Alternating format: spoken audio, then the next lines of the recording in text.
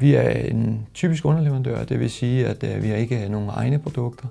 Vi arbejder med det, som vores kunder i og for sig gerne vil have lavet, og det spænder utrolig meget i den her butik. Vi har både private kunder og så op til store anerkendte virksomheder her i Danmark. Man kan sige, at man skal nok være lidt rimelig omstillingsparat i hvert fald i forhold til at være i den her butik. Vi har mange ordrer, der bliver leveret på dagen fra dagen før. Og jeg vil sige, jeg tror ikke på, at vi kunne have vækstet til der, hvor vi er i dag, hvis ikke vi havde Monitor.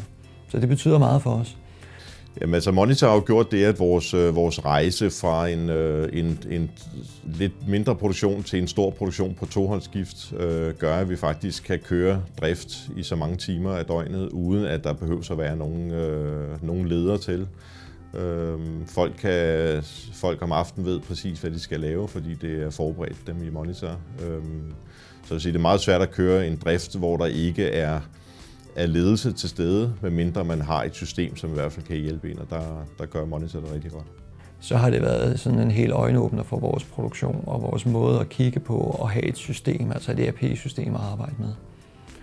Og det har været en kæmpe rejse fra start af, og da jeg sagde tidligere, at vi ikke er færdige med det.